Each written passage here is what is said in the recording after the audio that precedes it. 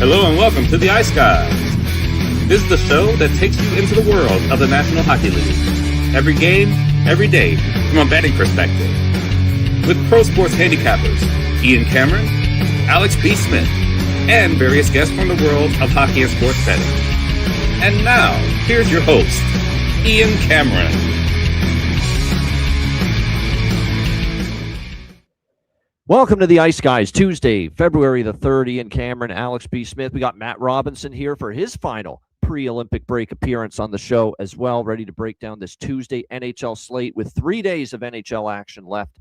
Obviously, before the NHL break begins, we have 7 games on tap tonight in NHL action, and we also have a big night ahead because it is our first and it is our only betcast in the month of February, just because of the way the schedule is. Obviously, no NHL can't have betcasts, so this is our only one here in the month of February, but it is tonight. It is at 7 o'clock p.m. Eastern time. We're very much looking forward to it. Make sure you DM or email either me or Alex for a spot on the betcast, and we will send you the link for it before it begins. But if you're new to the betcast, you haven't checked it out yet, haven't joined us for any of them in the past, it's never too late to start. It's a lot of fun. We just, bring on a lot of our viewers and our listeners of the show, and it's just watching the games, placing live bets, hopefully winning more of them than not, sharing a few beverages as well. A lot of people bring a little adult beverage onto the scene as well on these betcasts, or a few in my case. But nevertheless, it's a lot of fun. And like I said, we're excited about this. This is going to be the last one we do for a while because of obviously the Olympic break. So get on board. Join us tonight for the live betcast, 7 o'clock p.m. Eastern time. And again, DM or email me or Alex for a spot to join us on the betcast. Although we do have preferential treatment to our Patreon members. For those who signed up for Patreon, and we've had a lot of new signups, you may not know this, but you get carte blanche. You get front of the line access to joining us on the betcast tonight. So anybody can watch it, of course, on the regular YouTube. But if you want to join us on screen, you get ahead of the line of everybody if you're a Patreon member. So StreamYard now offers an ability to have more than 10 people on the stream at once, but you need to upgrade your subscription to StreamYard to do that. So I'm going to put out a challenge to everyone. More Patreon subscriptions and memberships in the months ahead, and we'll upgrade that subscription. We won't have to worry about a 10-person limit and a 10-person capacity with the betcast. So there's your challenge right there. Let's get to 500 paid members by the opening night of the Stanley Cup playoffs. If we can do that, maybe that'll be enough to where you can open up that room a little bit. Yeah, no doubt. So that's the challenge here to all of our great viewers and listeners of the show. But excited about the betcast tonight. We were talking, Alex and I, before the show started, that there's some good live spots tonight. Spots that are even better from a live wagering standpoint with some of these games tonight than pre-games. So all the more reason to join us for the betcast. And like I said, we'll probably find some good live betting spots. Who knows? Maybe there'll be some guys, more players that score 2 goals, and we'll be able to jump on some more live hat tricks. And boy, oh boy, we've certainly been doing that here a lot here the last month or so, where it's been this big time hat trick binge in the NHL. Before we get into the recap, we haven't seen Alex for a couple days, between technology and internet issues and that wonky foot of his, we've missed him here for the last couple of days, but he's finally back. Alex, good to see you. How are things going? Well, better today. Like I said, a little less pain today, so I can get through both shows today and tonight. But obviously, we saw a lot of crazy stuff. We saw that Wild Stadium series. We talk about how overblown some of these outdoor games can be, but this was a very entertaining one. And it's like the teams kind of bought into the situation, right? They knew they weren't just treating this like a regular old game. And these are 2 teams that easily could have done that, both fighting for playoff position, division rivals. They could have just taken this as, this is business as any other game. Let's play our regular old 60 or 60 plus minutes. They bought into it. We saw everybody getting dressed up. You had the Bucks wearing the creamsicle uniforms, the Patriots as Patriots. Of course, Tony Montana, he thought he was Tony Montana. He looked more like Frank with John Cooper and his assistants. That was just absolutely hilarious. But that made for the excitement of the game. If we're going to continue having these outdoor games, we need the teams to buy into it just like Tampa and Boston did. And make it an event and treat it like it's a little bit higher of a game. Yes, in the middle, it's game 58 of 82. but to put on a show for the fans and put on an actual showcase for the league, they did that. And I thought that was absolutely fantastic. So I didn't get to talk about that the other day, but I was pleasantly surprised and really did enjoy it. Even though I didn't win the bet that I had, it looked like it was going to be coasting 5-1 Bruins. But still, an entertaining game. If you're a hockey fan, that's what you want to see from those outdoor games, those one-off events. Yeah, we've talked about the outdoor game, theme has gotten a little bit stale the last few years because there's just so many of them. And even I was saying, all right, here we go. I'll put it in. And look, it's the good thing is it was a very light Sunday night in sports overall that, there was a lot of opportunity to just put this game on. But even I wasn't overly excited about it going into it. But then obviously it turned into one of the greatest outdoor games the NHL's ever had since they started doing the outdoor games. It was just absolutely bonkers, absolutely insane. With the Boston Tampa Bay game, you had a goalie fight. You had Vasi and Swayman throwing down. You had obviously the huge comeback. Tampa left for dead. Down 5-1 at one point, roaring all the way back to win 6-5. How about the weather cooperating? Yes, coldest temperatures and ages in Tampa, and like somebody said in the chat, made for good ice, and that's why we usually look at unders in those spots. But the ice was fantastic. They had to actually warm the ice at one point. It was so damn cold. So you can't ask for anything more than that when you're talking about an outdoor game. Yeah, no question about that. It was an unbelievable game. It was exciting. And last night, it was pretty exciting in the NHL. We certainly had some interesting games overall on a big Monday slate. It was a bigger slate than usual for a Monday last night. And it ended up being, another winning night. It's been just such a great season for me.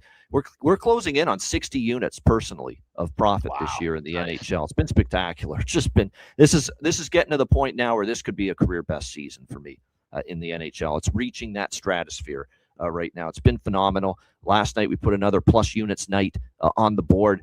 One of the reasons why was Ottawa. We took a small shot with Ottawa. They beat Pittsburgh 3-2 in that game. We almost had the draw. I would have loved it if Ottawa had saved that game-winning goal for overtime. But nevertheless, a nice win there for the Ottawa Senators, 3-2. That's 4 in a row for them. They're playing well. And all they had to do was get a little goaltending. We've said this for weeks on this show. Their statistical profile's not that bad. It's actually a statistical profile of a team that should have a better record than they do. And all that was letting them down was getting those bad goals going in, just not good enough goaltending, especially from the Merrillainen, Shepard, and at times Reimer group, when they were in there and Allmark was out. But give Ottawa credit. They're on a nice little run. And from all the quotes I'm reading, they want to go pedal to the metal going into the break here. Like they want to keep this going. They want to try to at least give themselves some sort of a puncher's chance to get back into the playoff race.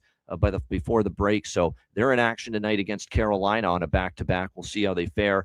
The Washington Capitals, 4-1 win over the New York Islanders. Clay Stevenson in net, no Thompson, no Lindgren, no problem.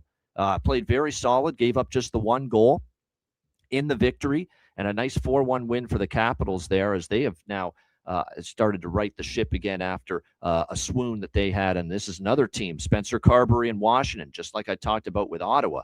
All the quotes are desperation, urgency. We need to keep stacking wins, stacking good days. And Washington's trying to do that because they're currently on the outside looking in right now. But nice win there for the Caps, 4-1. I did take a small live over, fell short, but got to give Stevenson credit. Played very solid, and the team I thought in front of him was real good as well.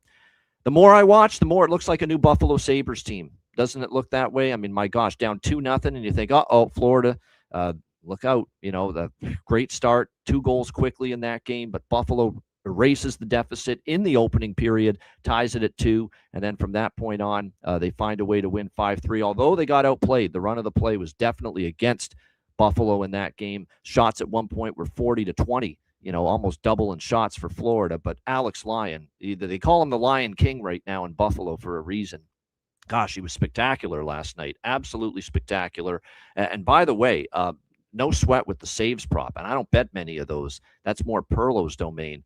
That was as easy as it gets. Alex Lyon over saves in that game last night. So, like I said, Buffalo, a great win. We had Buffalo money line, 5-3, another disappointing loss. And it's one of these losses, too, for Florida, where every single defensive breakdown came to bite them.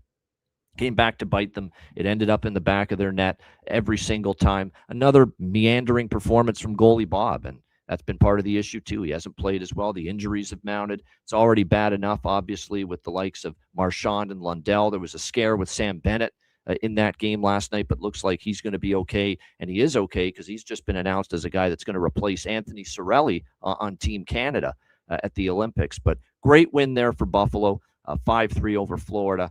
Not much more to say about Montreal, Minnesota, other than the gift that keeps on giving. Gave us another gift yet again. First period over, full game over, no problem. First full game over, best bet. Everybody had that full game over as a best bet on the show yesterday. Patrick, Perlo, and me as far as best bet yesterday, and it all came through with the Minnesota over streak continuing. It's now an incredible 17-2 in the last 19 games. Just crazy stuff with the Minnesota overs. And Minnesota gets it done in overtime with a Kirill Kaprizov power play goal. It was a 2-goal night for him. We didn't get anything from Caulfield. A lot of us liked the Caulfield props last night, thinking he'd be making an impact offensively, trying to send a message, if you will, to Bill Guerin, but he did not get on the score sheet, at least from a goal-scoring standpoint. But nevertheless, a 4-3 Minnesota win. And don't look now, they're suddenly, the door's open for them in the Central. You know, they're only a few points back. Now, Colorado does have 3 games in hand,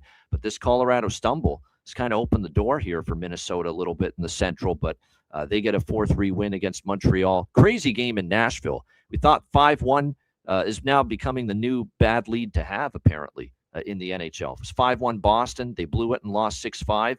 5-1 St. Louis last night, and they lose 6-5 to the Nashville Predators. Shutout to Patrick Murray. What a bargain bin special call for him. Steven Stamkos didn't have a goal until the third period, and then bang, bang, he gets 2 goals for the bargain bin special to hit for Patrick Murray, which was Steven Stamkos over 1.5 goals at 13-1 plus 1,300. Great price with that. Hell of a comeback for Nashville. Maybe they took a period or two to shake off the news of Barry Trotz's retirement, but they certainly did, and they carried the game the rest of the way. And just another, they've had many bad losses this year, St. Louis, but this was another one. Up 5-1. They lose 6-5. I was saying to Matt about his Dallas Stars, it's going to look like, geez, you just barely got past this Winnipeg team at home, 4-3 in overtime. It doesn't look so great. But when you factor in they're off a road trip, a bit of a dead spot in the schedule. I thought to grit it out and grind it out, when you played an okay game, not a great game, that's a good sign. That's good teams do that when they are in a tough spot. And Dallas was able to do that. What an unbelievable goal, by the way. Rantanen scored to give Dallas a 3-2 lead at the time in the third period. Just a dipsy dangle through everybody. Just incredible stuff. And Dallas gets the overtime win. How about Thomas Harley jumping into the play and potting the overtime winner for the Dallas Stars last night? Pitiful game through at least the first half for San Jose. They were just thoroughly outplayed and dominated by Chicago. They kind of made the final score respectable, but still the much better team. Chicago last night, they get the job done 6-3 over San Jose. Much needed win for the Hawks to kind of had a couple of losses here in a row. How about Detroit? Shut out by Colorado at home. Turn around and do the same to Colorado in Denver. 2-0 shutout win and a shutout for John Gibson. What a bounce back. What a response for the Detroit Red Wings. I wasn't totally convinced they were going to win that game, but I certainly liked them early. We cashed the first goal, first period, Detroit first period money line. But credit to them. They followed through and hung on for the full 60 minutes, and 2 goals was all they needed to take care of Colorado 2-0. And the reason I thought that spot they were vulnerable, Colorado, too, was because they were coming off that road trip, and Detroit is able to take advantage of it. Utah 6-2 against Vancouver. Figured Utah might be able to beat up on somebody inferior after a couple of tough losses in a row, which Utah had, and they were able to do that. 6th spot on the board against Vancouver, 6-2. Another hat trick. It's been a month of hat tricks, and Nick Schmaltz has a hat trick last night for the Utah Mammoth, easily cashing the team total over 3.5 there in that Utah game. And last but not least, not easy for Toronto, but they hung on to beat Calgary 4-2. Word of no lie, this might have been the best game I've ever seen William Nylander play. Like, this was ridiculous from him. He was involved in everything, every goal. He could have scored a hat trick last night. He could add 5 or 6 points for the Leafs last night. Boy, was he by far the best player really on either team last night. And Toronto now, after the losing streak was snapped in Vancouver, they've now won 2 in a row. But all they did what they had to do. You got to beat Vancouver. You got to beat Calgary, teams like that. If you're going to try to at least get back into the race, it's baby steps, like I say. They've got a lot of more work to do, but a 4-2 win and a win against a team like that, you got to have it. And Toronto was able to get the job done. Alex, your thoughts on last night? Yeah, it was like I said, busy night for a Monday, of course, with everything kind of compressed with the week wrapping up. But like I said, some interesting games, interesting results. Buffalo, Florida, like you said, that's a game Buffalo loses last year and the year before and the year before that and the year before that. You give up a goal 30 seconds, 37 seconds in against a Florida team that even with all the injuries is still fierce. But to come back and hold on and fight, that's the second impressive win I've seen from them. There's been several impressive wins, but I'd say very impressive wins for me in the last 2 weeks, week and a half with this Buffalo team. That Toronto game, and even now against Florida. And like I said, yes, these are weaker teams in the Atlantic, but you're talking about the two-time defending Stanley Cup champions. You're talking about a Toronto team that's been in the playoffs each of the last 20-something seasons. A place where Buffalo has it. And now you're winning those games. You're beating those teams. You're beating the teams you're supposed to beat, and you're winning games in fashions that you weren't winning in previous years. So like I said, it continues to be actually enjoyable to watch Buffalo now. We couldn't say at the beginning of this year that Buffalo was an exciting team to watch. They have become an exciting team to watch since the calendar flipped over to 2026 for sure. So that was big. Minnesota getting that second point in a nice win against Montreal. He said that's the gift that keeps on giving with that overrun. And just like I said, Caulfield was impressive, but couldn't get on the score sheet. Still, like I said, yeah, you kind of wondered at some point maybe he was gripping his stick a little too tight with some of the shots and chances that he was getting, knowing that he really wanted to kind of have a big game, especially being here with the snub of the Olympics. But that's another big win for the Wild. Can't take penalties in overtime, especially against a team like the Wild. They are so lethal and dangerous with the forwards and the skill that they have. Their power play is insane. You cannot give them a power play in overtime. And as soon as Deneau took that penalty, I knew that was pretty much curtains. But nice to hit the draw with that one. The Utah game was a lot of fun. For me personally, I had first period puck line. I had first period alternate team total over 1.5, and that's definitely something I'm going to look to hit more with Vancouver on these spots where they look like they're kind of lethargic. When they have their 3 and 4 nights, 5 and 8 nights, that's something you can definitely kind of dump in on, because I think that's a team that's just, they're free falling. Like they know where their position is, and they know they need to tank. And I think there's going to be a lot of, we talk about team totals for full games, but those team totals in first periods, team totals in certain periods, you have teams that play hot in the second period. I know Perlo likes to talk about that. Those are the ways you attack betting games involving Vancouver. And then last but not least, certainly the Hawks game. That was a lot of fun to watch. It's a little frustrating, though, to see the Hawks play a game like that, play that well, because here's a team, they're 53 points in the standings. The way that the Pacific's going to be a log jam, there's still room within the wild card, but they're not going to make a legitimate run. They threw away too many important points, in my opinion. They blew a lot of big games earlier on in the year that could have made them contenders, after this break. I think now the best chance you get is, okay, do you decide to tank? And especially with Florida kind of falling out of reach too, now you have possibly 2 lottery picks. But also the fact of, do you want to try and maybe play spoiler? You've got 2 more games against San Jose. You've got 3 more games against Utah. You've got games against Nashville, teams that are ahead of you that are in that race. So do you want to try and build yourself up and try to continue to compete and win and learn how to win and maybe ruin the fun for some of the teams ahead of you? Or do you just, pack it all in and say, hey, let's take our 2 lottery picks. We have a bunch of money coming off the books. We can really roll for it next year. So those were my takeaways from yesterday. Yeah, no question. Like I said, Chicago is they're in the no man's land right now. They're not bottoming out, but they're probably not going to be close enough to quite get in. But like I said, they're in a season where you just want to see progress. You want to see a little bit, and certainly you've seen a bounce back season from his best season yet for Bedard, which is great. That was definitely something you wanted to see, and he has definitely taken huge strides forward this year. So how fun was that last night? He was mic'd up on the for the Chicago feed. Maybe as well. I like to think most people were choosing the Chicago feed, but you had him mic'd up, and he was challenging Celebrini to a fight. He's like, "Hey, want to go for one?" Yeah. I thought that was hilarious. Everybody's suddenly so bold now about dropping the gloves and fighting now when they see the likes of Bobrovsky and then the Delkoviches of the world and Vasilevskis of the world fighting these goalies. He said, "Why the hell? We might do a little drop him at some How point." good would that have been? Bedard, everybody talking about Bedard versus Celebrini all during the post game, or the pregame, I should say. Why not have them drop the gloves? How fun of a fight would that be to watch? Yeah, that would be cool, especially when it's two guys that I don't think they've had a fight yet in the NHL, either one. So, like I said, and for it to the first one to be them going head to head, that would be funny. They might have just been kidding around, but still, they put it in everybody's heads, saying that when they were mic'd up that, hey, maybe we should see something like that. It would be pretty cool to see, two of the best players in the sport just throwing it down at some point in the future. Matt, obviously, how Monday nights, I don't know. Sometimes it's a lighter betting night for you, but how did it go? Yeah, yesterday was a little different just because we did have the big card. Yeah, obviously, with games coming to an end on Thursday, it's kind of a busy week. A lot of back-to-backs for teams. I mean, really, the lowest games Tuesday and Thursday, which is sort of uncommon at 7, and then 10 games Monday and Wednesday. So heavy betting week because we will have a nice little break, and I think the Olympics, as much as I enjoy betting, as I watch games, it's not as easy to bet. You get a lot of lopsided lines. You get a powerhouse, a top 4 team playing Italy. It'll be -9 and random shit like that. So not as big on betting on the Olympics, but I am looking forward to enjoying those Olympic Games.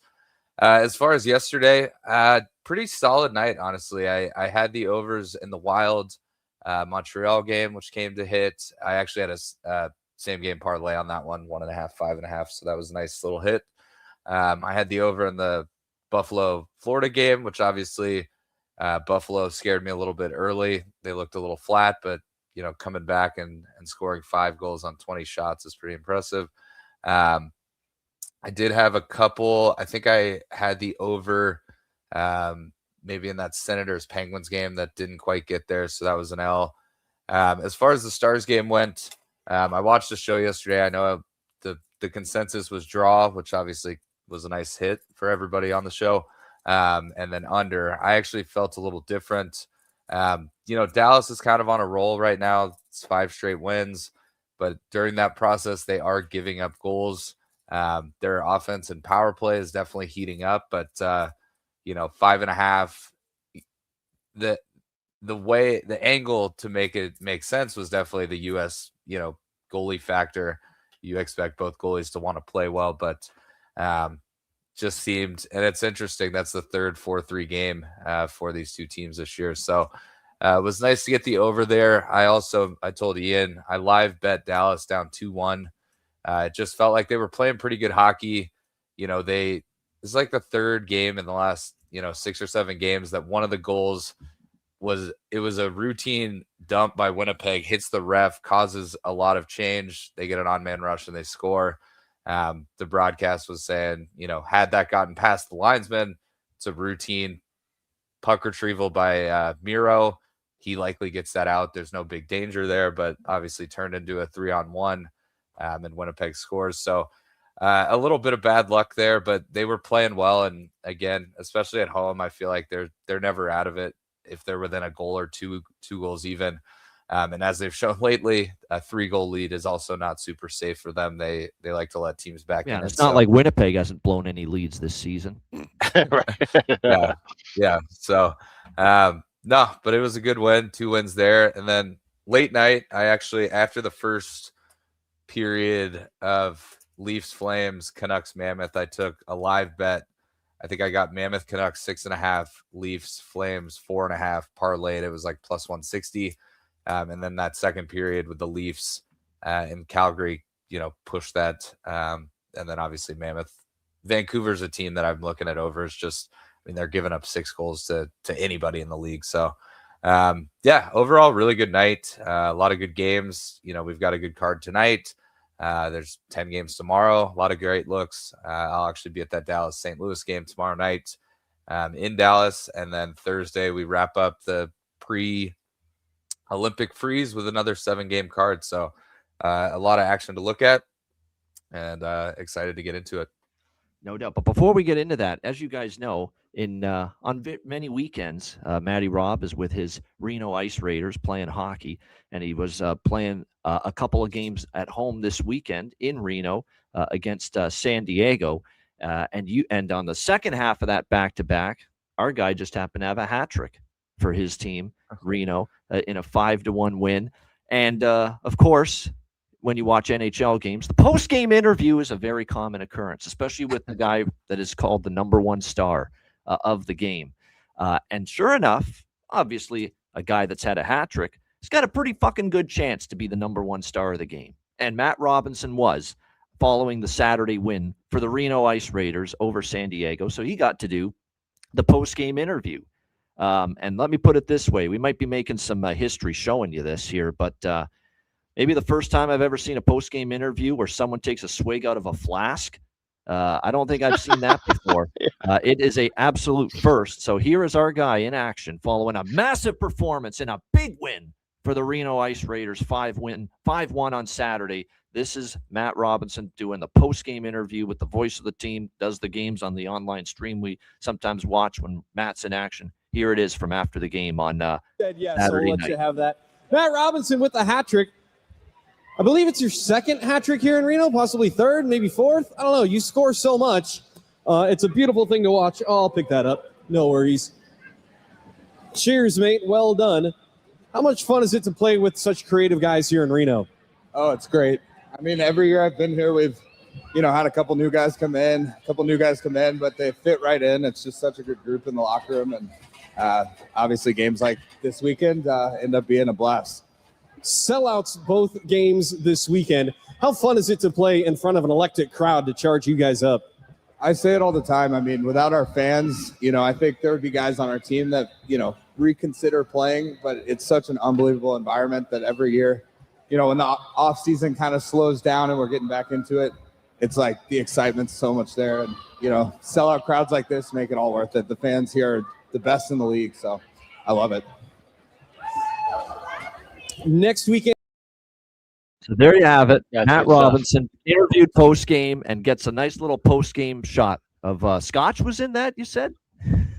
Yeah, it was Scotch, which, I'm I like whiskey. I drink a lot of bourbon. I'm a hazy beer drinker.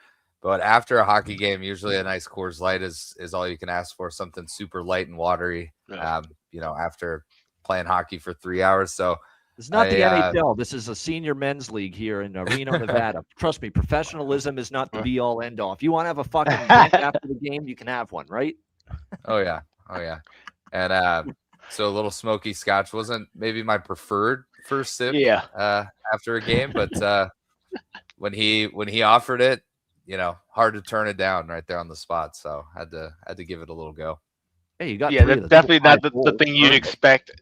That's definitely not the thing you'd expect when you open up a flask naturally, just Scotch. But like I said, take what you can get in that spot. Yeah, for sure. No, it was funny. So there you go. Something you won't see every day, and our guy Matty Robb was involved in it. Post-game interview with a player and drinking out of the flask. Awesome stuff. All right. Hopefully we're drinking from the fountain of profits here tonight. That's not the best segue, but it's decent. I've done better. But there we go. A nice little segue for this Tuesday. On we go to the Tuesday slate. Let's rock and roll. Columbus, New Jersey. We've got minus 110 even money both sides here in this matchup. The total 6 shaded to the under here in this game.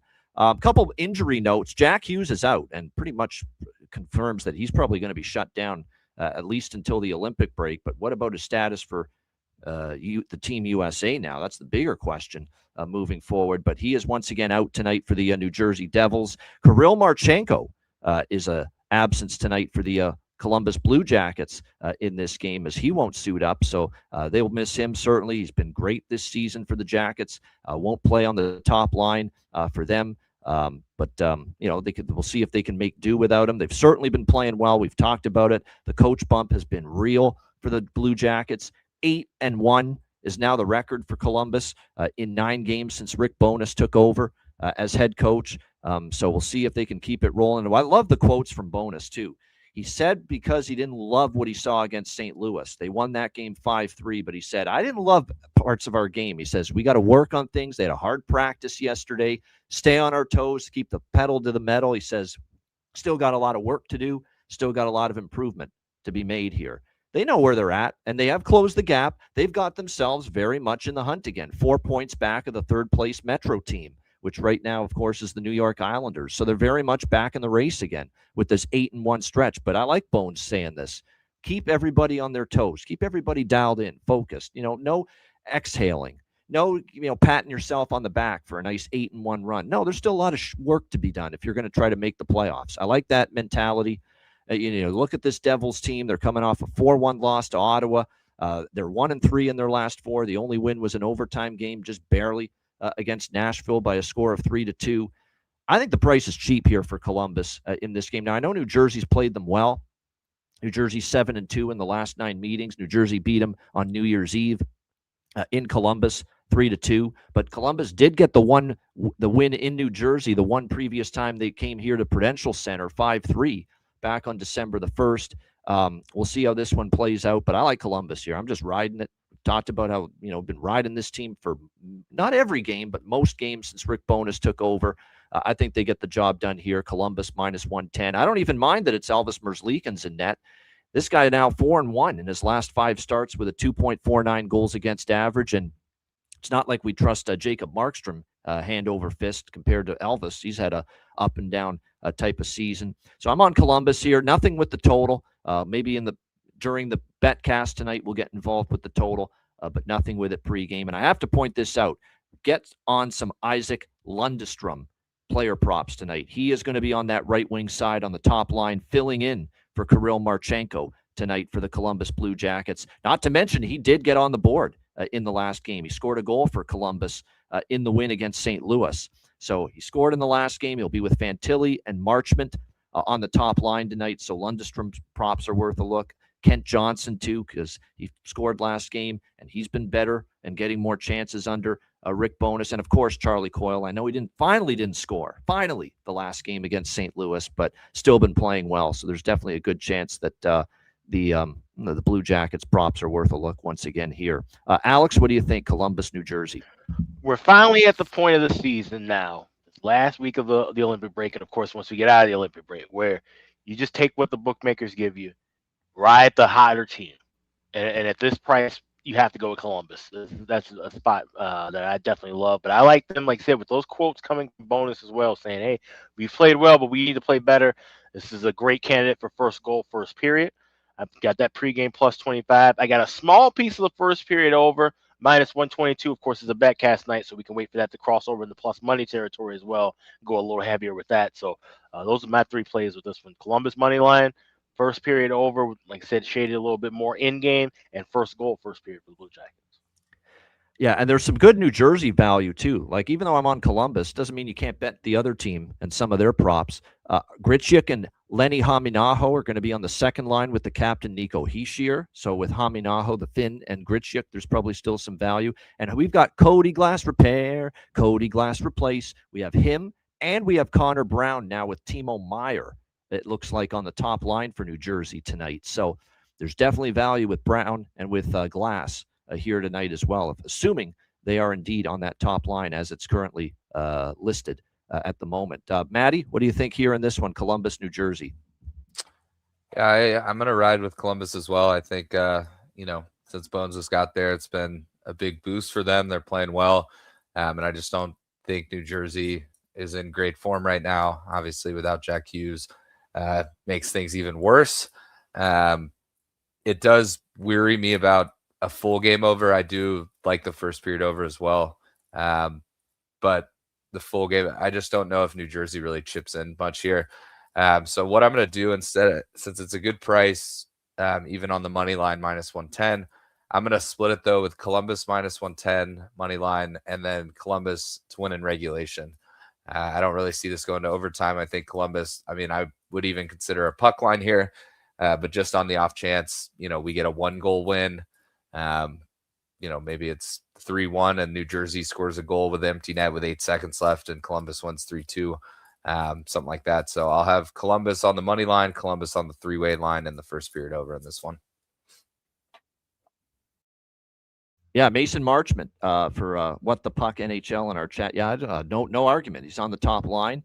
You're still getting a good price. You're not getting bargain bin prices anymore with Marchment. That's why I'm kind of mentioning the others. Not for one goal. Bigger bang for your buck. But exactly. You could always go with the multi-goal look there as well. Also, it looks like for Columbus, Dante Fabro, by the way, defenseman, he's a game-time decision right now, so they'll know right before puck drop if he is able to be in the lineup here for the Blue Jackets. But other than that, like I said, Marchenko is definitely confirmed out. Lundestrom will take his spot. All right, Ottawa, Carolina. We've got Carolina minus 180 home favorites, 6.5 the total in this game.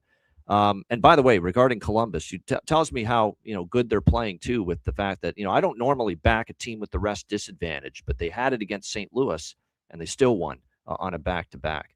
This one would speak, and it's a great segue to this game because I'm very interested in trying to back the team on a back-to-back here, Ottawa. Even though Carolina's been off since Sunday, I watched most of the Carolina-LA game. It was the only game on Sunday afternoon. They certainly carried the play. They heavily outshot the Kings, but didn't finish many of their chances. They let the Kings hang around. Sure enough, and the thing with Carolina is there's games where they're only going to give up 13 shots and 20 shots like they did against LA. But some of these shots, even in the low shot allowance games for them, they give up a boatload of great chances. Some of those low shots, though, are glorious chances sometimes. So that's been a little pattern I've noticed here with Carolina. And even though they come into this game on a nice 6-2 run in their last 8 games, they beat New Jersey, who's struggling. They did beat Buffalo, but 2-1, it was anyone's game. They lost to Chicago at home in a shootout. They beat Ottawa when they were badly outplayed, badly outchanced. And it was just one of those nights. Again, the goaltending let Ottawa down when Carolina beat them in Ottawa just a couple weeks ago. The Utah game, they just escaped 5-4 and just escaped. They were down 4-2 in the third period, came back to rally and win that game. It was a brutal loss for Utah. They lost 4-3 in an overtime game against Washington, couldn't hold the lead. And then again, they have a 2-0 lead against LA, and they can't hold the lead against the Kings of all teams, and it goes to overtime. So just, you're not getting a clean, crisp, dominant start to finish 60 minutes at the moment from Carolina. I think there's value here on Ottawa. Ottawa won in Carolina last year, 3-0. And in the last 4 games, Ottawa has outshot every opponent heavily, as well. And 2 of those teams were good teams, Vegas and Colorado, then New Jersey, and then Pittsburgh. Say what you will about Pittsburgh's having a great season. So to beat Pittsburgh 3-2 last night, who were playing great hockey themselves, and outshoot them at 31-16, hold them to 16 shots, you're doing something right defensively now if you're Ottawa. So I'm going to take the plunge here and take a shot with them at plus 150 in this game. I just think a little overpriced here, and that's what you get with Carolina at home. I get it. You're minus 200 in this kind of a range against, maybe a team that's not in great form right now. And Ottawa obviously was struggling, but now they've won 4 in a row. And even if it is Reimer tonight, and I think it might be because it's back-to-back, although that hasn't been confirmed, and I'm sure with the break coming and with how fresh Allmark is, he's very much considering Travis Green running it back with Allmark tonight. I have no doubt. I think that's what the hesitation is in confirming the starter, because he's fresh. The break's coming up anyway. Ride the hot hand that is Linus Allmark. He's been great, since he's been back in these 2 games. So I think there's a chance it could be Allmark on a back-to-back. But again, we'll have to wait and see. Regardless, I think the value is Ottawa, and I took him at plus 150. Alex, what do you think here? Sens, Canes. Yeah, this is a dog and draw spot for me. I grabbed plus 150 this morning on the Sens. I got draw plus 360 at Bet Online. That's best price available. You don't see those prices too often these days. Also liking Sens to win in overtime or shootout. Got plus 600 over at FanDuel. Dylan Cousins to score that game winner, also at FanDuel at 75-1. All right, Matt, what do you think here? Ottawa, Carolina. Yeah, I think I could make a case for Ottawa as well. I don't know if I'll jump on it. I think just given that there's a decent card, this is more or less a pass game, but I did mention a bet involving this game on my Beyond the Lines episode this morning, so I'll go ahead and mention it here.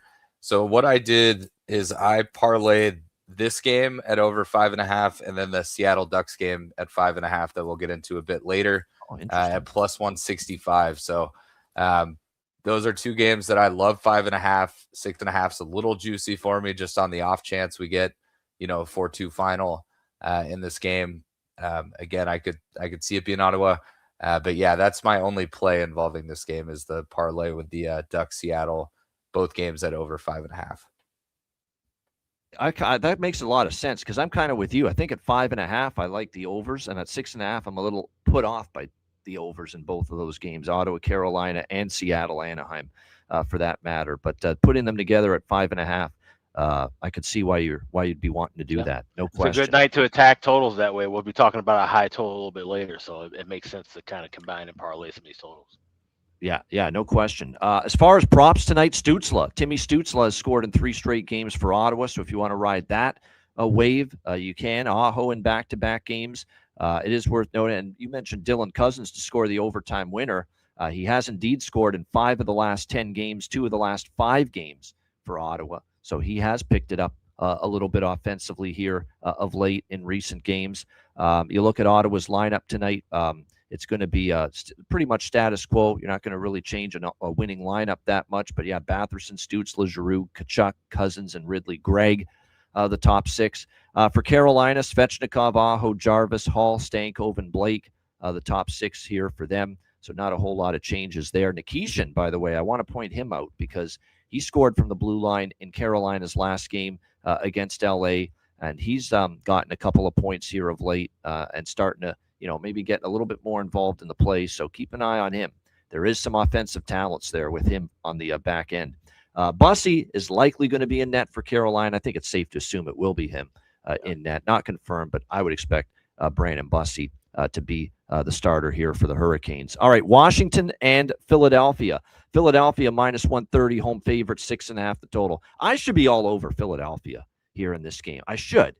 They've lost a bunch in a row. You got to put your foot down, and now you get a chance to face a Washington team that could be down to their what now? Their 4th goaltender in the organization here tonight, because it looks like Logan Thompson's still out on IR. Charlie Lindgren's still on IR. You're not getting either of those guys back. You went with Clay Stevenson last night, and he played great. And I know if you're Spencer Carberry, you're probably tempted to go right back to him because he was so solid. But do you want to throw a young goalie like that in a back-to-back at the NHL level? That's not an easy decision to make. But the alternative is, you could do that, risk putting him in a back-to-back, which is rare for him. He's never done that before in the NHL, although he played, I thought, very solid and didn't even play that bad against Carolina, when Washington came back to win that game against the Hurricanes. I thought he played solid in that game. So Stevenson, believe me, if I'm Carberry, I'm tempted to run right back with him. But at the same time, you don't necessarily want to push the envelope. A young goalie like this on a back-to-back 2 straight nights in the NHL. But the alternative is putting in the guy you've called up, Garen Bjorklund, here for the Washington Capitals tonight from Hershey. And you start to look at his numbers down in Hershey, and this is what you get when you're talking about a 4th goalie in the depth chart in the organization. Like his numbers down in Hershey are like over 3 goals against, sub 900 save percentage. Hell, he's a guy that actually started some games in the East Coast Hockey League affiliate earlier this season as well for the Washington Capitals. So, and his numbers there were okay. They weren't great. So, now is Stevenson you've been able to hold the fort with Stevenson. Will you be able to hold the fort with Bjorklund if he starts tonight for Washington? That's where the concern comes in. This could be a little too much to ask now if he ends up getting the start here for Washington. So this is a great game for the BetCast. Phenomenal game for the BetCast. There's no need to bet it pregame. Let's use in net first for Washington. That's number 1. Number 2, let's see how they're playing in front of the goalie. Is Philly swarming them? Does Bjorklund look a little, if it's him, does he look a little bit shaky here in this game? Does Philadelphia finally get off to a good start? Because that's been a fucking problem. The Saturday game, I expected a good start after a few losses in a row. It's Los Angeles, for crying out loud, coming in on a body clock game, 12:30 p.m. Eastern, and you're down 2-0 in the first 10 minutes. That's a bad job by Philly. Let me see that you're ready to start on time for a change. So all kinds of elements, Alex, that point to this game being let's wait for the BetCast. Let's see how it starts, and let's make some betting decisions and moves from that point. What do you think here, Alex? Washington, Philly. Yeah, completely agree. And this is one of we were talking about that in the in our chat earlier today. But like talking about Garen Bjorklund, he's a guy who I think his upside is still high as far as his career goes. He had an incredible season last year. Like I said, in the East Coast Hockey League, had a 21-4-3 record with a 2.02 goals against. Like I said, struggled a little bit as the backup in Hershey. And like I said, if you were to play Clay Stevenson, it wouldn't be the worst thing in the world, because talking about he's coming from a league and specifically a franchise and division. We talk about this a lot when we talk about AHL call-ups. You look at the Pacific and you look at that Atlantic division. They play a lot of 3 games over the weekend, so back-to-back-to-backs. So goalies get back-to-back games often. So this wouldn't be the worst spot in the world to run Stevenson again, especially since you're heading towards the break. But, you know, they feel like they're going to give Bjorklund a shot. And this is a kid who, at some point in time, I think will be an NHL, you know, backup 1-2 option. But right now, this could be kind of rough. So, like I said, I want to wait and see. But I'm leaning toward Philly first goal, first period. I haven't bet that yet. But that's, like I said, great time for a bet cast. That we can wait for that price to possibly go up and jump all over those things. If Bjorklund looks a little rusty, if he looks like he's giving some, not rusty, if he looks a little shaky rather, and he's giving up some rebounds and some chances that Philly could pounce on, we'll be able to attack that tonight. Like I said, I've given the Flyers chances. You know how many a couple times now I've said, "Oh, good Flyers spot," and you know, just been disappointed. The LA game is the one that stands out. I thought that was a really good Flyers spot, and you know, to come out like that and be down 2-0 in the first 10 minutes, it's concerning. So again, this feels like a Flyers spot. It's Washington off of 3 wins in a row and on a back-to-back. You couldn't ask for a better spot for Philly here tonight. It is a Flyers spot, and it's hard to back them. It's definitely hard to lay a price with them at the moment. Considering the slow starts, the defensive issues, and even Vladar. You know, Vladar has been little shaky since he's been back. So he's obviously needed a couple games to find his form again. I like Vladar. He'll be fine. He's been good overall, but hasn't been as on top of things here in the first couple starts he's been back. So like I said, definitely it could be one of those games. Wait for the betcast, and we'll go from there with it. I think if you like Philly, the first goal, first period, again, conceptually makes sense, but you know, we said that about LA, and they get scored on twice in the first 10 minutes of that game. I will say from a prop standpoint, Konechny's on a roll, you know, multiple games in a row with a goal. Grabankin on the top line with Dvorak and Konechny probably has some value as well right now for Philadelphia. For Washington, you've got Protas, Sortif, you've got Ethan Frank. They've all been chipping in lately. Even Beauvillier on the top line has chipped in a little bit for Washington. So a couple of definitely some decent looks. A get right spot for Mishkov, says Jonathan Davis. Goals in 2 of the last 3 games, 3 total. That true. And you got to think at some point, doesn't Mishkov have to like pick his game up? Like when your coach is saying you came into camp out of shape, and he did that. He said that publicly a couple days ago. Rick Tocchet was not scared to either. At some point, you got to take the onus on yourself and say, I got to be a better player for this team. Maybe we get that kind of effort from Mishkov. We'll see if that is indeed the case here tonight. Matt, what do you think here with Capitals Flyers? This is probably a pass and wait for the betcast game for me. Just don't have a big feel. I mean, honestly, pending goaltender situation, I think 6.5 is a little high, so I'd honestly lean under, but that can change quickly, you know, if we get sort of a minor league goalie playing in this game. So I think this is a wait and watch live, see if we can jump on anything. You know, if we get a fast start with no goals, maybe a first period over. If we get a slow start, a fluky goal or 2, maybe a live under. But pregame, nothing here for me. All right, next up, we've got Penguins and Islanders. Even money, -110, and 5.5 the total now here in this game. 5.5 at some spots. There is 6 shaded to the under at others. Shop around for the total here in this one. Both teams on a back-to-back. Both teams off losses on the back as well. Islanders 4-1 to the aforementioned Clay Stevenson and the Washington Capitals last night, and Pittsburgh 3-2 to the surging Ottawa Senators last night. So both of these teams are in bounce-back mode here tonight in this game. I like the draw here. You know, you got 2 teams in bounce-back mode. I could definitely see this one going past regulation. Hell, we almost got overtime with Pittsburgh last night. You know, we've seen a lot of 1-goal games between the Islanders and Penguins. I'm just going back and I'm looking right now. 5 of the last 7 head-to-head meetings between these 2 teams have been decided by exactly 1 goal. So that, it is 5 of the last 7. So a lot of 1-goal games between them, head-to-head. This is actually series history over. It's 8-2, by the way, to the over in the last 10 meetings between the Penguins and the Islanders. I would have loved the over if we got the goaltenders we got for these two teams last night. If this was Shelov's versus Riddick, of course, both of those goalies played for their respective teams last night. I would have loved this over 5.5. I am still on it, but I don't like it as much. It's Sorokin and it's Skinner. It's the superior goaltenders for these respective teams. You know, Sorokin's obviously been better than Riddick, and I would say Skinner's been certainly better than Shelov. So, but I am still on over 5.5, just because of the fact we have seen, obviously, 8 of the last 10 go over, and because we're getting a 5.5, we're not getting a 6 or 6.5. So a small bet on the over and a small bet on the draw for me in this one. Alex, what do you think? Pittsburgh Penguins, New York Islanders. Yeah, you were saying about if we got Chelovs and Riddick last night. Well, it wouldn't be a 5.5. That would have been a 6 and a 6.5 most likely. So lucky to get this price. And like I said, and even at the 5.5, you're laying $1.22, which is usually cheaper. Usually laying $1.30 to $1.35 when DraftKings post these 5.5s nowadays. So I'm on that over as well. I take a little shot with the correct score, 3-3 tie at 1,300 to go along with that draw at plus 315. And this is one where I don't have a side play. I don't have anybody to win an overtime or a shootout. Don't have a goal scorer, but I do like the draw here and liking that over as well. I just went back and looked. It's also 4-0 run to the over head-to-head with the games in Long Island as well. So that the games here and when the Islanders have hosted have certainly been trending over in the last few years as well. Matt, what do you think here? Penguins, Islanders.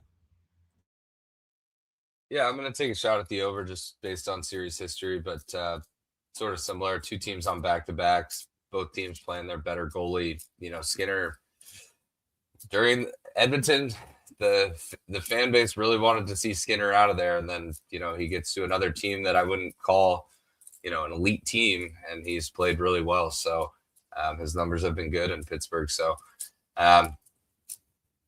even with that said, I think 5.5 is a fair number. I think this is definitely a game at like 6.5. I would be pretty weary, but I'll take a small shot on the over pregame and then see if I can get a better price live. Maybe get a plus money price if we don't see goals in the first few minutes.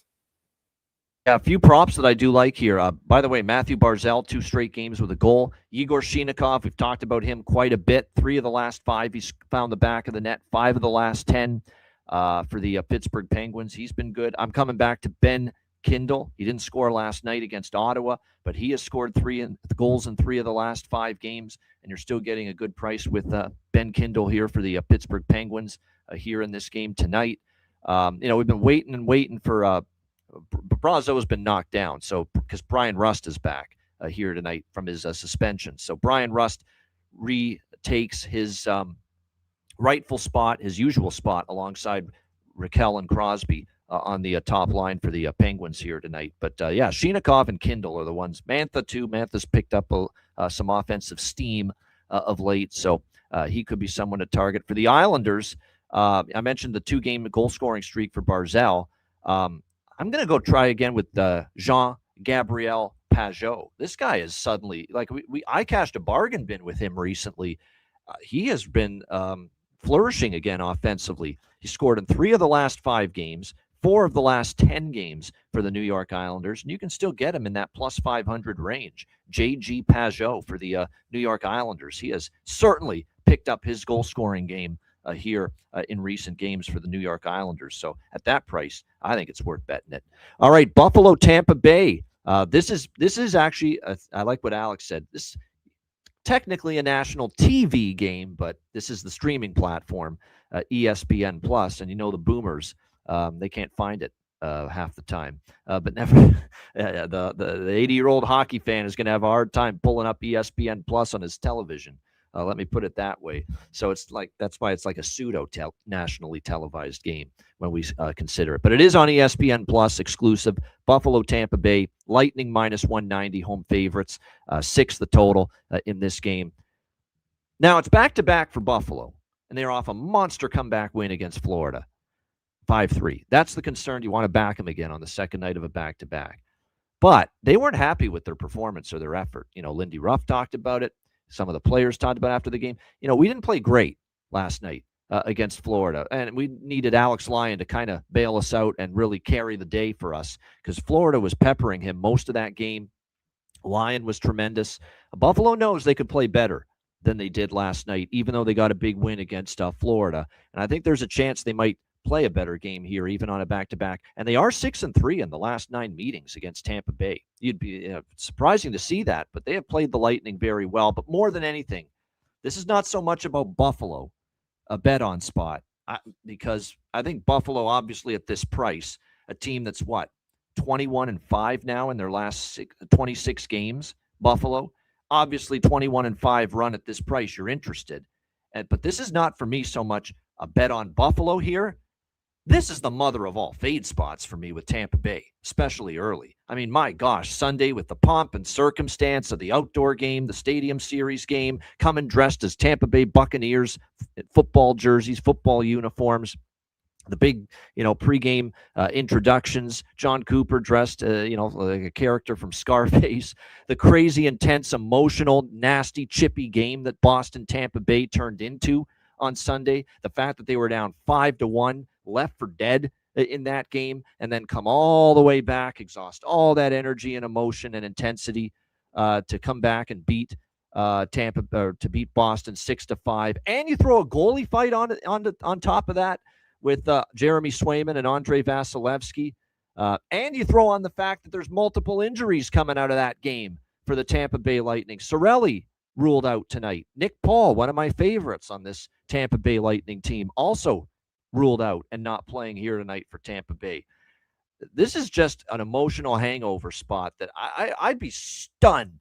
I'd be literally stunned if there's not some sort of emotional hangover, especially early in the opening 20 minutes here in this game. So I like Buffalo here full game, but I'm way more bullish on the early looks on Buffalo here in this game. The Buffalo first goal, first period, I love that. I think they've got a real chance. Plus, with its teams on the back-to-back, we always say this. You got your legs early. That's when you got your legs is early on a back-to-back. Then maybe in the second period and the third period, the energy level drops. Fatigue does set in a little bit. Not saying it will for Buffalo, but that's another reason why I like the first period looks for Buffalo even more than the full game.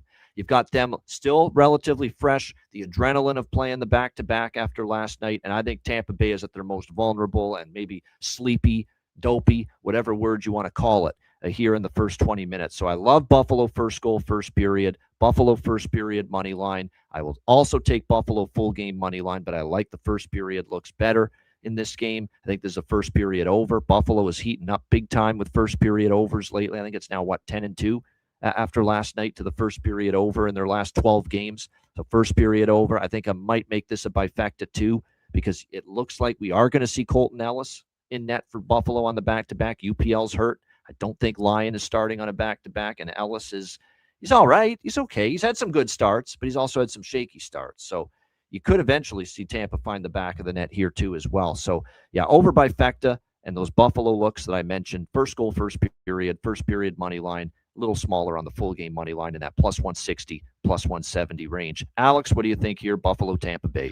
Yeah, we kind of the same direction. Like I said, this is just an incredible flat spot potentially for Tampa Bay, and like I said, getting these plus prices with Buffalo. Shout out to our guy Terry Edelman, who I think he grabbed plus 195 last night on Buffalo. Oh, jeez. He felt this was a disrespectful price, and yeah, that was a bit disrespectful. Like I said, Buffalo has played far better to where you shouldn't be lining them at near 2-1 favorite. In Tampa Bay, this is a potential Johansson spot as well. I'm all over Buffalo in this one. I have Buffalo tied to the over 4.5 for a parlay at plus 200. I have team total over 2.5. I got minus 115 earlier, but I still like it at minus $1.20 was the best price I found available. First goal, first period. I'm telling you with that one at plus 160. And I like both teams to score in the first period, plus 179. Those will be the pregame looks for the first period. I'll be, of course, looking for first period over in game tonight during the betcast. Well, I talked about all the injuries for Tampa. There is one for Buffalo. Zach Benson, he crashed into the end boards last night against Florida, favoring his shoulder. Game time decision, though. He has not been ruled out completely here for this game tonight. So, like I said, this is just, if Tampa Bay comes out roaring and they're up 2-0 in the first period, I'll just tip my cap and say, hey, bravo, gentlemen. Well done. But I think it's going to be a hard time asking Tampa to put that kind of performance together, especially early in this game. That wasn't just your ordinary regular season game. That had emotion, that had intensity. That was obviously a lot of effort and focus into that, and the big, the pageantry of the game as well on Sunday. It's not hard. It's not easy, I should say, to turn around 48 hours later and be sharp and be on your toes right out of the gate. Not to mention, Tampa Bay didn't even have a good start in that game against Boston. Boston hemmed them in. I mean, no, they did score the goal early, 11 seconds, but other than that, they got dominated in that first period by the Boston Bruins on Sunday at Raymond James Stadium. So I think another slow start for the Lightning could be in the cards here tonight. Maddie, what do you think here, Buffalo, Tampa Bay? Yeah, I got Buffalo plus 170 early this morning. So I think it's just to your point. I know it's a back-to-back, but and they had a nice comeback win against Florida after being down early. But it is just sort of a letdown spot for Tampa. You look forward to those stadium games, those outdoor games for such a long time, and then that game comes and goes. You've got the Olympics on the other end of this. Like, it's just, one of those spots. Tampa's 35-14-4. They're not Florida that's like fighting to stay alive and potentially make the playoffs. They're kind of in a good spot. They've played well as of late, but it just seems like an easy game to kind of just, go through the motions and get ready for the break. So, yeah, I'll be on Buffalo. I did do a dog and team total split. So I'm on Sabres over 2.5 as well. I think they should have no problem getting to 3 goals. And even if they lose this game, I think they get to 3 goals. They've just offensively, that hasn't been an issue for them lately. But the bet I like the most in this game is first period over. I got in yesterday at minus 140. I know it's a little more juice than that, but 10-2 to first period overs. Tampa's about 50%. I think they were 5-5. Maybe ahead of the Stadium Series, so 6-5, let's call it. So right around a coin flip for Tampa, but Buffalo 10-2. They're scoring goals in the first 10 minutes. I think Florida scored in the first minute yesterday, so I think we get to 2 in this one. I could even make a case just because I like this one and it is a little more juice to take first period over 2 and over 2.5 on the off chance we get 3 in the first, but I've done that before with games that I really like the first period over, but it, was pretty juicy, still put a normal bet on the first period over, but then, maybe a half unit on 2 and 2.5. If you do get to 2, you're going 1-1-1. So, yeah, I think that's the main look here. I do agree. I like the full game over, but I might hope that we get a couple minutes and maybe grab it at 5.5, just on the off chance we get like a 4-2 finish. We cash and not push at the over 6. Yeah, no doubt about that. I do want to mention, too, there's a couple first period. These are small bets, just riding streaks. Ottawa, Carolina, Columbus, Jersey. I do have small first period over bets on both because Columbus is on a nice first period over run, and then we've seen their games kind of slow down. And Ottawa's still on a 14-3 first period over run. Now, it didn't cash last night. Yeah, but like I said, still 14-3. So those are small bets, though. I don't love them, but because of those great strong runs with both Columbus and Ottawa first period overs, I did bet them both in those 2 games. And let's say with the Ottawa Carolina one, that's one where I have circled for live action as well. Yeah. All the more reason to watch the betcast tonight because you're right. You're going to get more value. You can always add. You can never subtract. They always say you can never subtract, but you can always add. That's right. That's what they always say. It's a great lesson in life, no question. As far as props go for this one, Darren Radish, man, even though I like Buffalo, I mean, how do we not bet this guy to score? I mean, 4 straight games with a goal from the blue line for the Tampa Bay Lightning. It's been incredible, obviously. Keep an eye on the lineups for Tampa Bay. There's going to be some shakeups, obviously. We know Brady Greco let us know about Dominic James for Tampa. And now all of a sudden, we maybe are interested with props involving him. For Buffalo right now, you look at their lineup. I would say at the moment, we'll see if Benson plays. I'd be interested in Benson, but if he doesn't play, someone will take that spot on the top line. Noah Ostland's played pretty solid for them.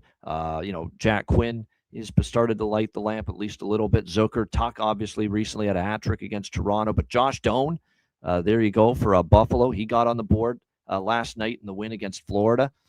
Matt knows him very well. Definitely, like I said, Josh Doan could be worth a shot. It was a great goal, too. It was a typical Josh Doan goal, going to the net front, going hard to the net.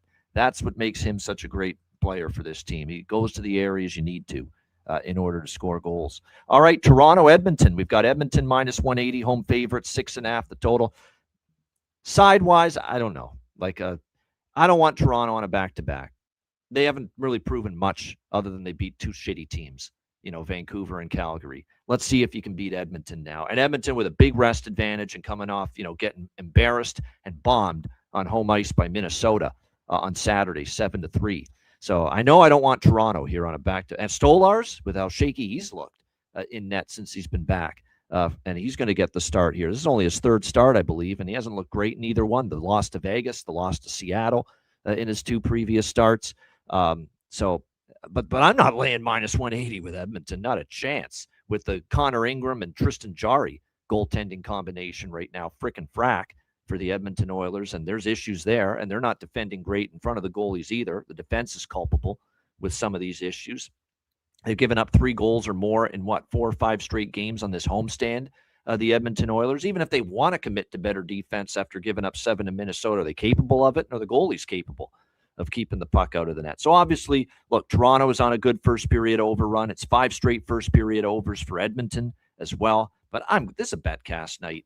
You can just wait. The prices suck anyway for first period over, full game over. So that's what I'm doing. I'm waiting for the betcast tonight, see if we can get a better first period over, because I'm not laying minus 170. That's an astronomical price for first period over, unless you bet over 2 first period pregame in this one. But yeah, I'll wait for a live first period over, and I'll wait for a live full game over too, because I ain't laying minus 145 or 50, with an over 6.5 either. So this is definitely a great betcast game. I'll get on my over by Fecta, but I'll wait for the betcast to do it. Alex, what do you think here, Leafs Oilers? I will pregame bet first period goal in first 5 minutes plus 152, just in the event that we aren't able to capture the prices we want for this total. But there's no way I'm going with an over 7. No way I'm laying 170 with a first period over as well. So that's the pregame look. Everything else will be live, but goal in first 5 minutes at plus 150. I'm surprised it's even plus 152. They could have easily made that a much lower price. So take what the books give you. We'll go with that just as a little bit of insurance, but hoping to get some better prices in game. Yeah, no doubt. Good stuff there as far as that is concerned. As far as props as well for this game, I do want to point out a couple that are of interest to me here. It's amazing. Jonathan Davis, by the way, I want to point out something funny. Troy Stetcher is a BC guy, and he was obviously kind of let go, by Vancouver, and he really liked that narrative with Troy Stetcher against Vancouver for Toronto. He didn't score against Vancouver, but the very next game last night against Calgary, guess who scored for Toronto? Troy fucking Stetcher. The Alex B. Smith special strikes. He doesn't score for me when I like him the one game, and he scores the very next game when I didn't bet him. Yeah, right? That's exactly it. That's what happened with Troy Stetcher. It's uncanny how often that happens. Yeah, John, there you go. He waited one game too late to score that goal there for Toronto. That being said, he might be worth a look because he is playing more minutes. And Bobby McMahon's an Alberta guy, and I missed that last night. He got the empty netter for Toronto, and I missed on that, realizing he's from Alberta, and he's, of course, still playing in Alberta tonight, once again in Edmonton. So Bobby McMahon, might be worth a shot here for Toronto as far as goal prop tonight. Matt, what do you think here, Toronto-Edmonton? Yeah, obviously very juiced first period, full game, things like that in this one. Don't really love either side. I would lean Edmonton, just, given the non-back-to-back. They are at home, but they're definitely not worth 180 to me. But I was looking ahead at this. This was one of the first period overs I really liked coming into the day. It's gone up. I actually saw it at 160 yesterday, so that took a couple bucks on that. But yesterday, when it was still a little less juiced, I did get a same game parlay, 1.5, 5.5 on this one, plus 104. So I don't think you'll get that price. It'll probably be closer to like a minus 110 if you parlay the two today. But I still like that look. But I think if you haven't gotten anything in, it's probably a good game to wait live. Unless, to Ian's point, unless you're going to take like an over 2 or 2.5, I'd recommend doing both and splitting it up because, in order for 2 to hit, you need 3. So you may as well have a little bit on both. But yeah, I mean, just given the juice, I think this is outside of the same game parlay that I placed last night. I don't have anything pregame for this one. I am interested in watching this game. I think it'll be a fun game to watch with a lot of goals, but just not a lot to bet right now, just given how juiced everything is. No doubt. Good stuff. Here's one that this is from observations. He had a bunch of chances last night, and he did score. He did get one of the goals. Michelli. There could be someone to look at, too, for Toronto. But McMahon's the favorite goal prop. Yeah, Stetcher's a former Oiler. I think I might be tempted. They might reel us back in again. They've reeled Jonathan in with Troy Stetcher at plus 1,800. And, yeah, Edmonton's another one of these teams that cast him aside. You telling me the Oilers, by the way, couldn't use Troy Stetcher? Troy Stetcher's played he's actually been one of the better defensemen for Toronto since they got him. I'm not kidding either. He's played real solid for the Toronto Maple Leafs. Craig Berube can't stop saying good things about him. Edmonton couldn't have used this guy, couldn't have kept him in that game, or couldn't have kept him after last season. And he played pretty solid in the postseason for them at times, but I don't know.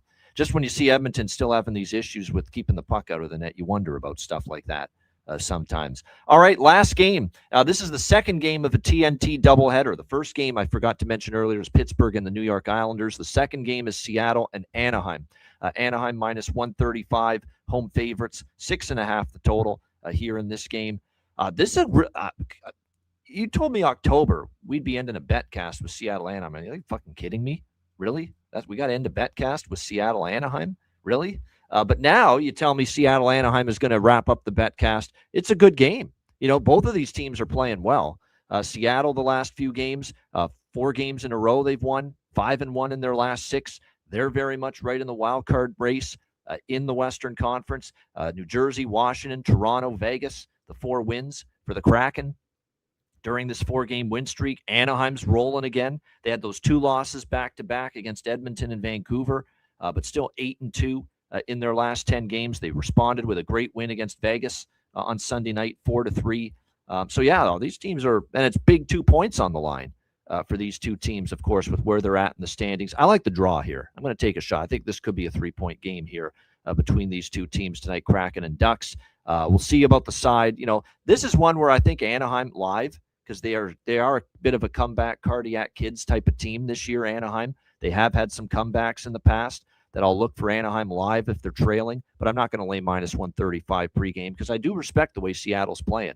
And it could be Grubauer tonight, not Joey Decord, because I'm seeing Grubauer projected. And believe it or not, he's turned back the clock, and he's given Seattle some of the best goaltending he's given them since he's been there, for the most part. He's been giving up 1 goal, 2 goals, 3 goals. There was 1 start that was a subpar for him against Utah. But other than that, Philip Grubauer's played a lot better, and it should be Lukas Dostal for Anaheim. So I like the draw a little bit, and I am on the first period over. Only the first period over in this game. You just have to keep riding it with Seattle, especially because Seattle's on a very, very strong first period over run. I'm seeing it as now 12-2 or 13-2 to the first period over for the Seattle Kraken. 12-2. 12-2 to the first period. Yeah. Yeah, they haven't played since Saturday, so it is still 12-2 to the first period over for Seattle in their last 14 games. So definitely like that first period over and the draw for me here. And anything else we do with this game, tune into the betcast to find out. Alex, what do you think here, Seattle, Anaheim? Yeah, I have that first period over circled as a live play for tonight, but pregame I am on the draw. I grab plus 327 at BetOnline, and I also have Ducks win in overtime or shootout plus 550 at FanDuel. Like I said, no reason to lay 130, 135. We can try and grab a full money line in game, but pregame I will grab that win in OT shootout plus 550. All right, Matt, anything you like here? Oh, you already mentioned this is the second leg of that over 5.5 parlay that you have cooking tonight. Ottawa, Carolina in this game. Yep. Yeah, that's one look that I like, and I do like the first period look here. Seattle's been hot to the first period overs. The Ducks are kind of a streaky team. They've consistently given up goals. Some games they're scoring 7, some games they're scoring 1. So, but I like 2 goals at least in the first period in this one. And then, like I said, 6.5, I don't love. I wouldn't probably take it. But at 5.5, I do like the over here. So maybe I'll take a shot with a first period over and then like a Matty Rob special on the off chance, we don't get to 5.5 in that Ottawa Carolina game, but we do get to 6 in this game with a first period hit. So maybe I'll have that Matty Rob special going here, but yeah, nothing else pregame. I know Seattle has had their struggles on the road at times. The Ducks have been sort of up and down and inconsistent, so I don't really trust either side. So yeah, just first period over and potentially a Matty Rob special on this one. All right, there you have it. Good stuff indeed. As far as props in this game, only a couple. For Anaheim, Cutter Gauthier is streaky. You might be able to see him get going. Mikael Granlund could be someone to consider. Ryan Poehling is on the second line, and I'm telling you, he scored a couple goals. That could be a little bit under. He's gotten chances. That could be under the radar selection as well. Jared McCann's been red hot. 3 games in a row with a goal for the Seattle Kraken. Keep that in mind. He's definitely been heating up for the Kraken of late.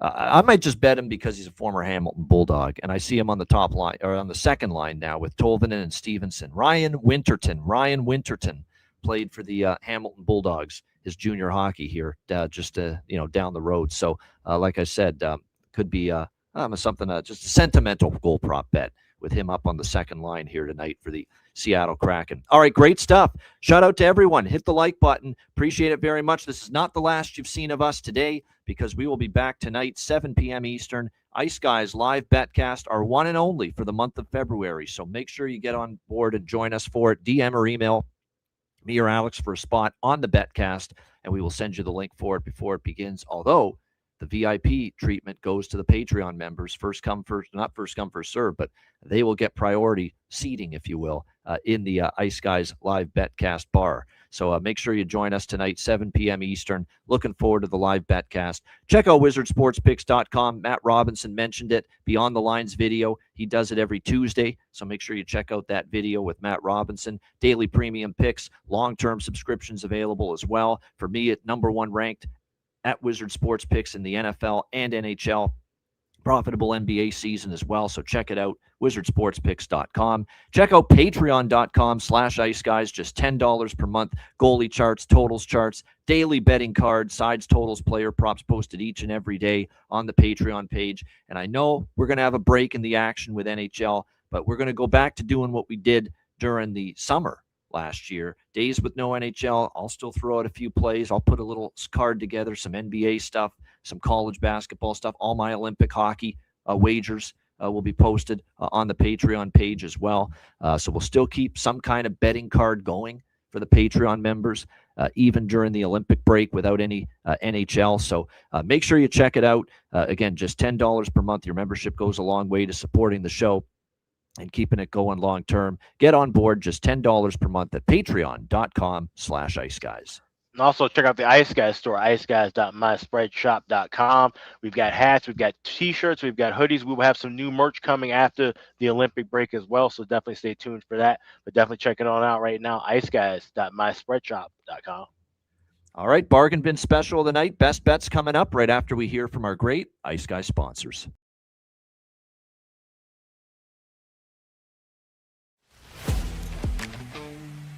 Wizard Sports Picks, featuring the finest handicappers in the universe. Sharp insights, trusted picks, and relentless results. We strive to help you become consistent winners. This is Wizard Sports Picks.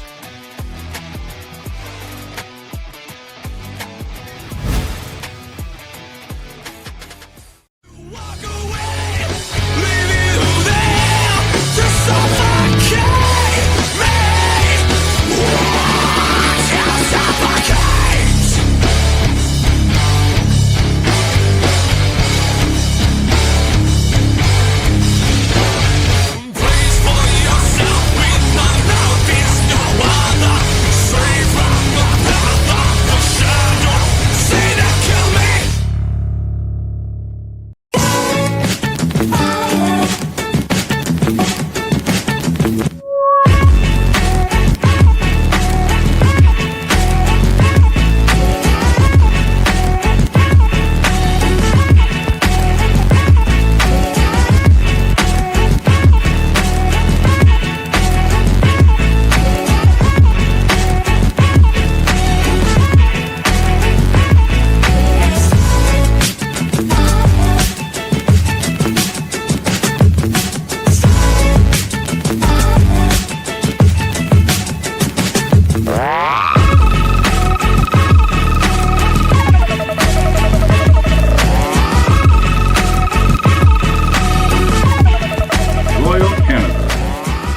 Kings and Queens shop.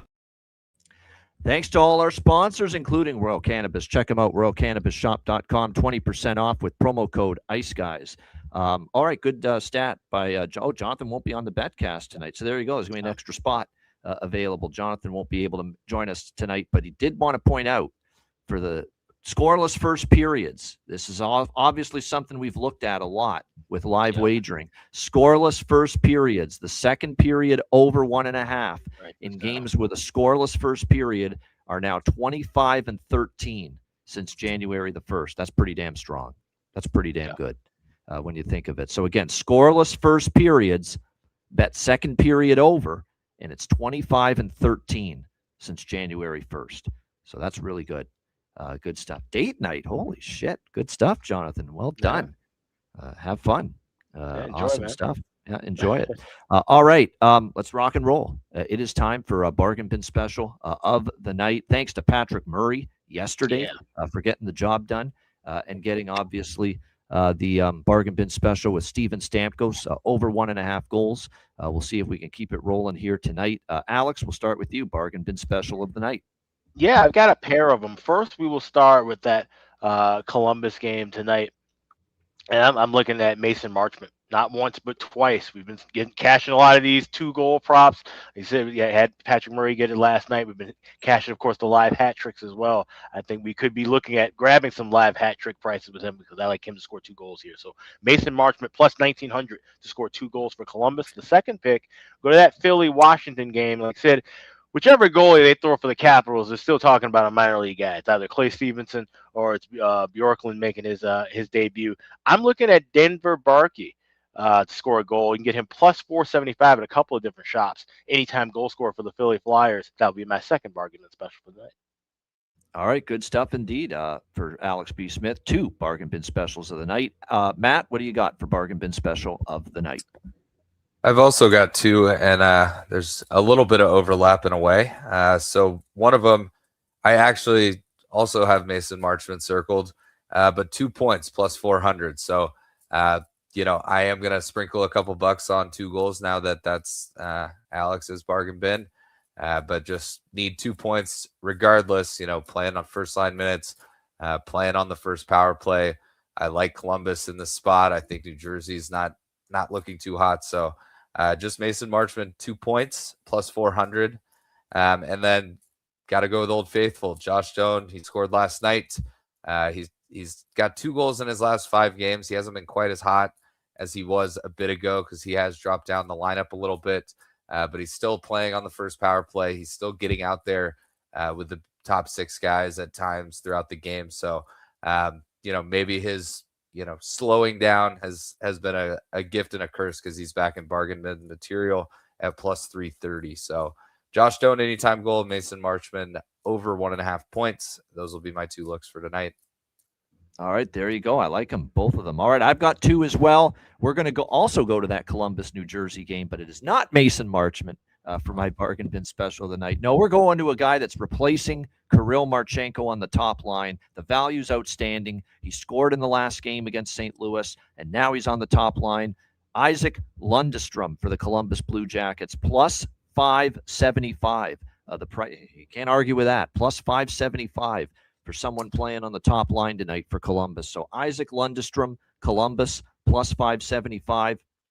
And my second bargain bin special tonight, I'm going to rock with Bobby McMann, the Alberta kid, playing in Alberta tonight for the Toronto Maple Leafs against the Edmonton Oilers. He scored into the empty net last night against Calgary, the other Alberta team, and hopefully he can find the back of the net here tonight once again. Plus 330. And again, he remains on the top line with Austin Matthews. So 2 bargain bin specials, Isaac Lundestrom, Columbus, plus 575, and Bobby McMann, Toronto, plus 330 for my bargain bin specials for this Tuesday night. All right, best bets. Alex, what do you got for best bet? Let's get on out to Newark, New Jersey. You got Columbus taking on the Devils. I like that first period over. Of course, we will be grabbing a little bit extra at plus money in-game, but pre-game, that is my favorite bet. First period over 1.5, minus $1.22 available at FanDuel. My best bet for this Tuesday night. Good stuff indeed. All right, the Flask Man, Matt Robinson, best bet. Yeah. Yeah, I debated on going in the same game. I really like Columbus tonight, but I think for best bet purposes, I know it's a little juicy, but I got to take first period over in Tampa Bay Buffalo. Buffalo's just been so hot to first period overs. I think it might be a letdown spot for Tampa Bay. So, maybe it's 2-0 after the first. But Tampa Bay at home is always dangerous. Maybe they get a power play or something of that sort. Buffalo is definitely not completely shutting things down defensively. So, doesn't matter how we get it, just need 2 goals. But first period over in Tampa Bay versus Buffalo, that'll be my best bet for tonight. Here we go. That's Buffalo, Tampa Bay, first period over 1.5 for Matt Robinson with his best bet here for this Tuesday NHL slate. My best bet, I'm gonna give you 2 best bets tonight. Don't do this every day. Don't like doing it every day, but when you just can't choose between them, you're gonna go with 2. And I don't think I want to leave either one off a best bet segment because I like both. I think they're best bet worthy, both of them. First one is Columbus. I like Columbus here. I think it's a cheap price for a much better team at the moment, a team that's rolling 8-1 since the coaching change. No Jack Hughes for New Jersey. Columbus minus 105, best price available for my first best bet. My second best bet, I really like this look. I think they pounce early, Tampa off the outdoor game. Buffalo first goal, first period, plus 160 against Tampa Bay. So there you have it. 2 best bets for this Tuesday slate. Columbus minus 105. Buffalo, first goal, first period, plus 160 for my 2 best bets here for this Tuesday. All right, great stuff. Betcast tonight, 7 p.m. Eastern, in just a few hours. We hope to see you then. Make sure you DM or email either of us, Alex or me, for a spot on the Betcast. We'll make sure we get the link sent to you before it begins. Matt's going to drop in for a little bit as well. We're going to have Perlo, the usual suspects. I'm sure John Massey will make an appearance at some point. The usual suspects here on the Betcast. Looking forward to it. A reminder, the Ice Guys is live 7 days a week, Monday to Friday, 2 p.m. Eastern, Saturday, Sunday, noon Eastern. If you can't watch the show live, download the Ice Guys podcast in audio form on all major podcast platforms, Google Podcasts, Apple Podcasts, Spotify, Stitcher, iHeartRadio, Amazon Music, and more. Download the Ice Guys podcast when you can't watch the show live. For Alex B. Smith and Matt Robinson, I'm Ian Cameron. Have a great Tuesday, and we'll see you in a few hours, 7 p.m. Eastern for the live Betcast, and, of course, back tomorrow on Wednesday, 2 p.m. Eastern for another edition of the Ice Guys.